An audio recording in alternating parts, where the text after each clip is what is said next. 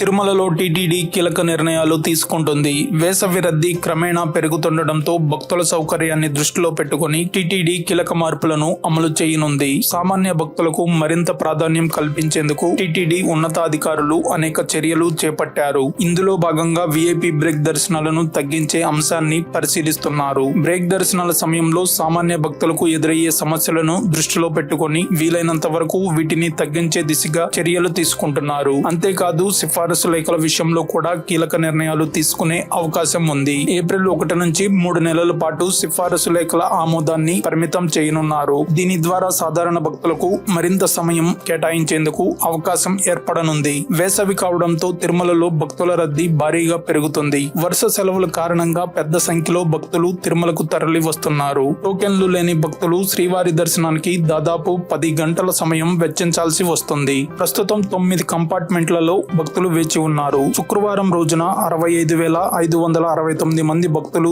శ్రీవారి దర్శనం చేసుకోగా 21,780 మంది భక్తులు తలనీలాలు సమర్పించారు. శ్రీవారి హుండీ ఆదాయం 4.15 కోట్లు వచ్చినట్లు అధికారులు వెల్లడించారు. రద్దీ పెరుగుతుండటంతో ఉచిత సర్వదర్శనానికి భక్తులు 30 కంపార్ట్మెంట్లలో వేచి ఉండాల్సి వస్తుంది. దీనివల్ల దర్శనానికి 20 గంటల సమయం పడుతుంది. ఎస్ఎస్టీ దర్శనానికి 6 గంటలు, 300 ప్రత్యేక ప్రవేశ దర్శనానికి 5 గంటల సమయం పడుతుంది. ప్రతి ఏటా వేసవి రద్దీ తిరుమలలో అధికంగా ఉంటుంది.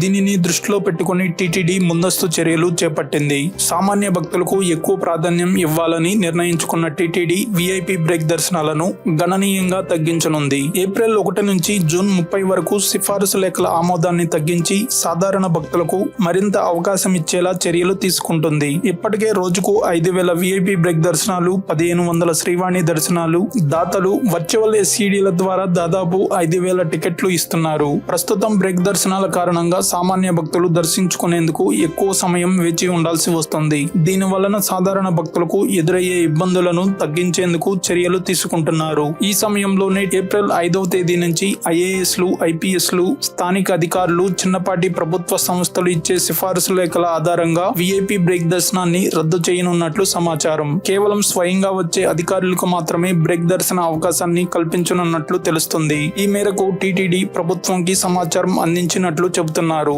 ఒకేసారి మార్పులు చేయకుండా ముందస్తు సమాచారంతో చర్యలను అమలు చేయాలని టీటీడీ భావిస్తుంది. ఈ నిర్ణయాల ద్వారా సామాన్య భక్తులకు త్వరగా శ్రీవారి దర్శనం కల్పించేందుకు వీలవుతుంది. భక్తుల రద్దీ నియంత్రణతో పాటు దర్శన సమయాన్ని తగ్గించే విధంగా టీటీడీ చర్యలు చేపడుతుండడం శుభసూచకం. ఈ నిర్ణయాలు అమలులోకి వస్తే భక్తుల కోసం మరింత సౌకర్యవంతమైన దర్శన ప్రక్రియ అందుబాటులోకి రానుంది.